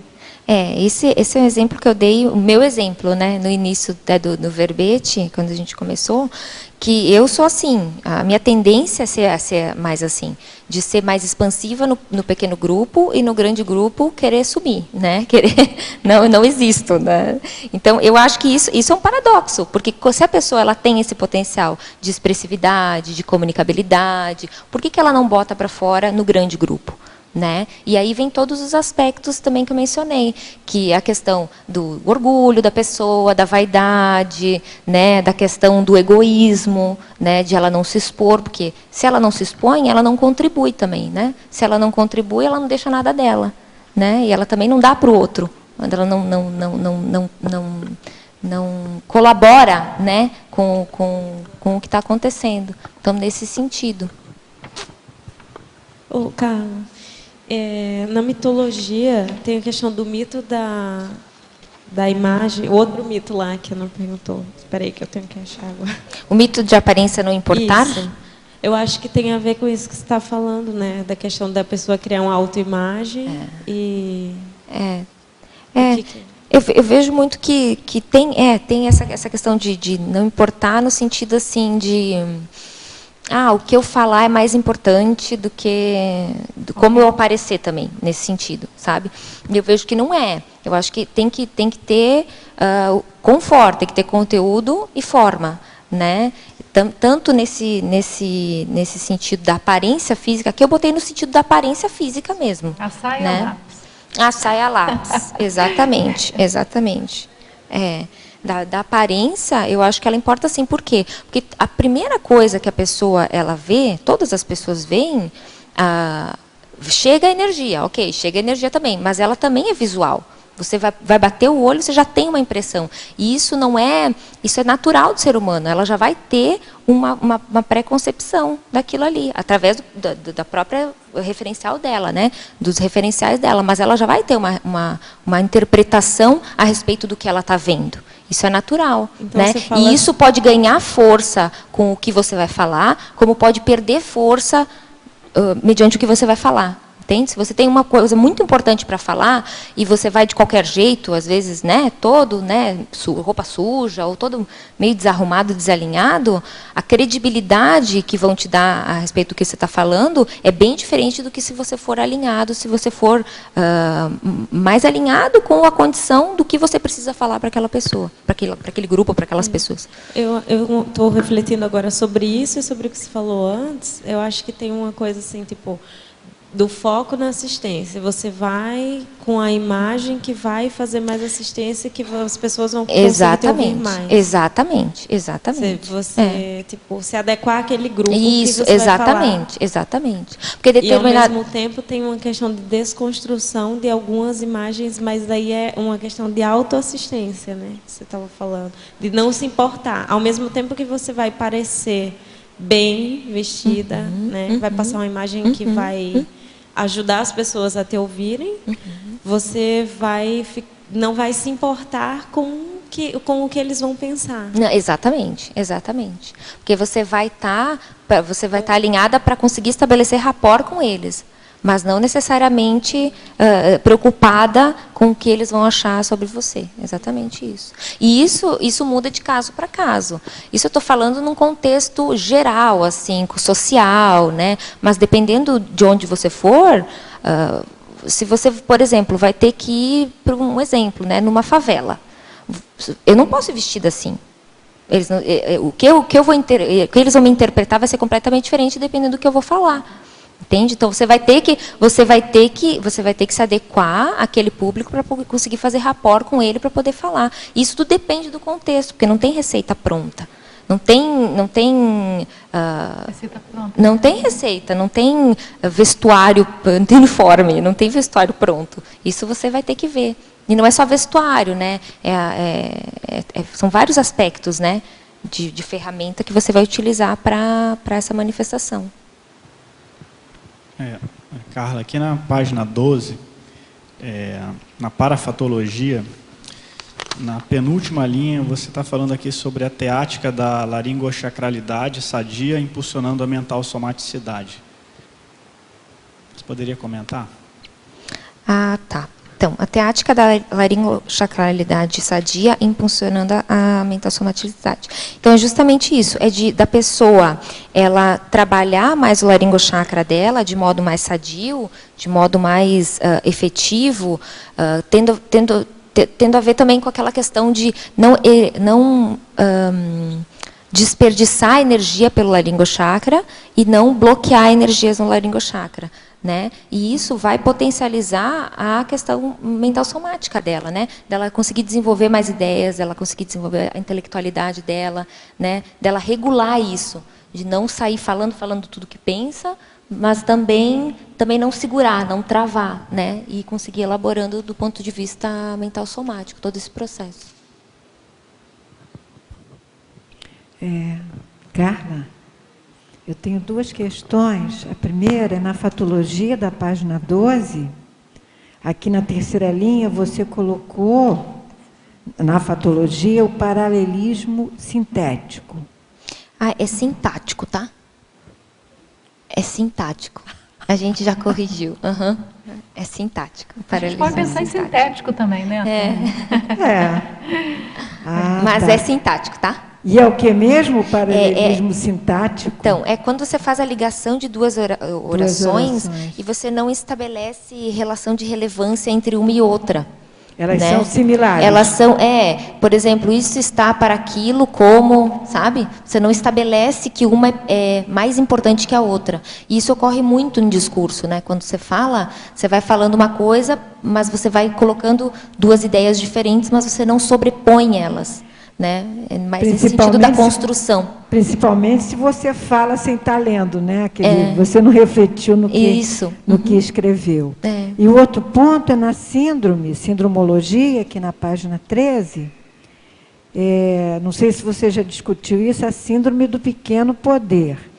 Ah, tá. Como é que é isso? Então, a síndrome do pequeno poder, ela é caracterizada pelo autoritarismo da pessoa quando ela recebe o poder.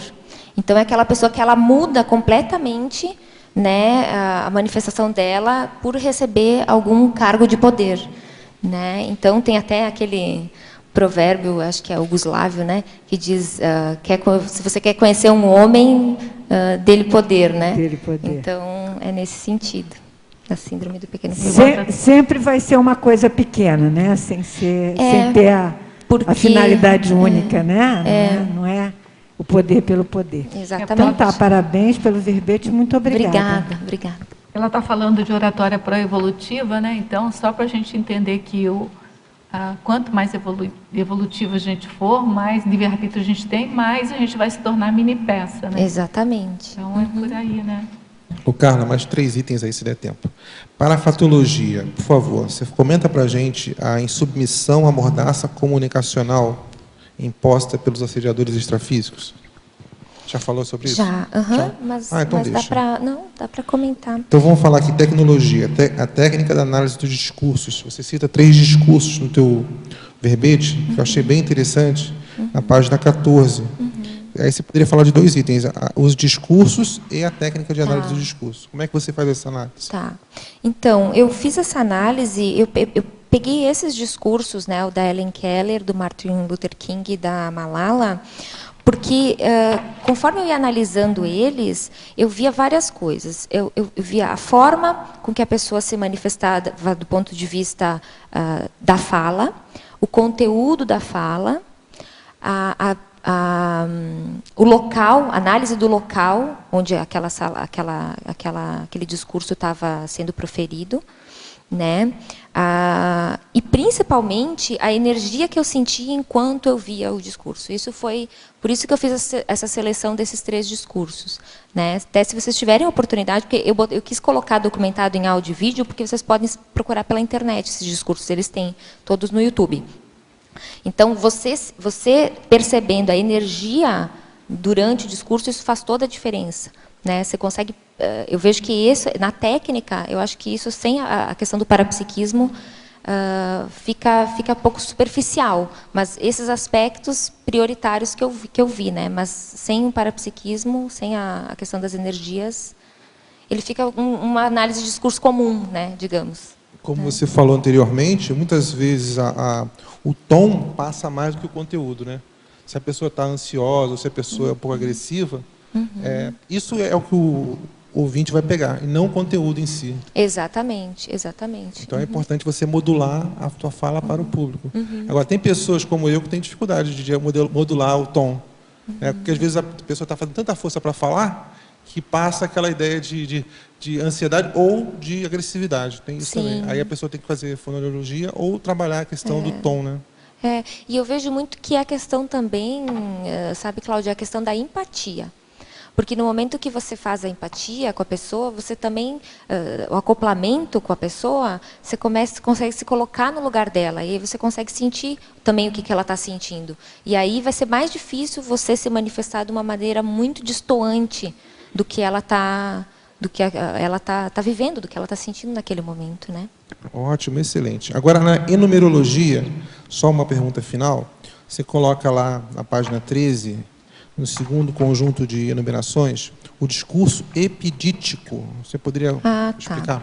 O discurso epidítico, ele é um discurso assim que ele é caracterizado ou por ser um elogio, né, ou por ser uma censura. Então, é um tipo de discurso. Ali ele está como dentro da oratória, né? Mas ele é um tipo de discurso que tem uma característica. Ou ele vai elogiar, ou ele vai censurar alguma coisa. Tá? Excelente, parabéns. Cara, na página 15 ali, na tabela aquela, o item 2, autoavaliação constante da fala. Assim, por exemplo, você está dando uma aula, eu sinto dificuldade, né, para fazer essa autoavaliação, assim. Como que é? Existe alguma técnica para te perceber mais se você está falando correto? Porque quando eu fico prestando atenção nessa questão das palavras que eu estou emitindo, eu entro para o processo do ego, daí eu me travo toda naquele momento. Que eu errei na hora que comuniquei alguma coisa, e daí parece que eu fico travada. Eu acho que essa autoavaliação, o que eu percebo assim para mim, né? Eu fico avaliando, mas eu também não fico parada no meu erro. Que nem, por exemplo, desde quando começou a tertúlia, várias coisas eu percebi que eu poderia ter feito melhor, que eu poderia ter falado. Então eu estava falando e logo em seguida avaliando, né? O que eu conseguia corrigir, eu corrigi. O que eu não consegui corrigir, não corrigi, mas eu estou avaliando que isso vai gerar recurso para mim, pensar, refletir e melhorar para as próximas manifestações. Mas eu não fico parada naquele erro. Eu vejo que assim, a autoavaliação constante na fala, você não pode ficar presa no que você errou. Você tem que ver, avaliar o erro e pensar como que eu posso melhorar da próxima vez, né? E nesse sentido, de você não vai deixar de avaliar, mas também não vai bloquear em função disso. Não vai se bloquear, né, a sua manifestação em função disso. Eu acho que o que pode ajudar também, agora me ocorreu, você avaliar, ir avaliando, não só na fala, mas no seu pensamento. Quando você vai pensando no dia a dia sozinho, seu pensamento, você ir avaliando como que você está pensando. Porque, em geral, a sua fala é a sua expressão do seu pensamento. Então, se você vai avaliando o seu pensamento previamente, você vai fazendo correções, automaticamente, quando você vai se manifestar na fala, ela vai ser mais assertiva e mais diretiva. Você vai já corrigir na raiz, que é na questão do pensamento mesmo, né? De como você elabora o pensamento. Tudo bem? Carla, parabéns aí pelo verbete, pela defesa. Obrigada. Olha, ficaram pessoas querendo perguntar para você e não conseguiram. Isso é um sinal de que você precisa de continuar fazendo verbetes nessa área e em outras áreas também. Tá bom? Então fica aí o convite para você fazer outros verbetes. A gente está aguardando. Tá bom. A gente agradece, então, a você e parabeniza. A gente agradece a todos vocês que estão aqui, que de alguma maneira, né, compõem aqui o quadro, o campo de energia, que fizeram bastante perguntas. A gente agradece também a participação dos teletertulianos, foi uma participação bem grande. A gente convida todos vocês que diariamente a gente tem tertúlia de 12h30 a 2h30. E a gente conta com vocês, porque são vocês, tertulianos e teletertulianos, e junto com o verbetógrafo do dia, que vão movimentar aí o nosso debate, tá certo? Então a gente aguarda todos vocês. E a gente passa então para os nossos comerciais. As pontuações da tertúlia de hoje são 25 assinaturas no livro de presença, 29 perguntas presenciais, 35 perguntas online. Para hoje temos 4 recados. Leonardo, autoconscientização organizacional. Cláudio Monteiro, sinalética energética parapsíquica. Eliana Manfroy, curso de campo do CAEC e Congresso Desintermissivista. Temos agora os amigos da enciclopédia. Boa tarde a todos. Nós estamos aqui mais uma vez fazendo um convite para você, tertuliano e teletertuliano, tornar-se um associado do programa Amigos da Enciclopédia.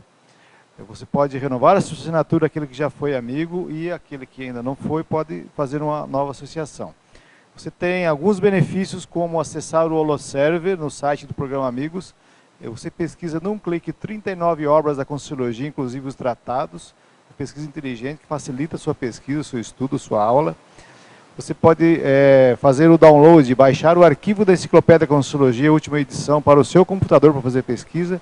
E tem uma nova ferramenta, a Verbetomática, que permite pesquisar a Enciclopédia Conscienciologia atualizadíssima, até os últimos verbetes, de uma forma inteligente e muito avançada. É uma ferramenta muito prática que auxilia o pesquisador, que está escrevendo o seu livro, o seu artigo. E além disso, você está contribuindo para sustentar as estruturas do Holociclo, Loteca, o Tertuliário e a produção da Enciclopédia da Conscienciologia, a transmissão diária das tertúlias para todo o planeta via internet. Então, por favor, quem tiver interesse, puder renovar a assinatura, basta ligar na recepção do CAEC 45 3525 2652. Em poucos minutos você faz a sua adesão com cartão de crédito em até 12 vezes. Obrigado pelo apoio.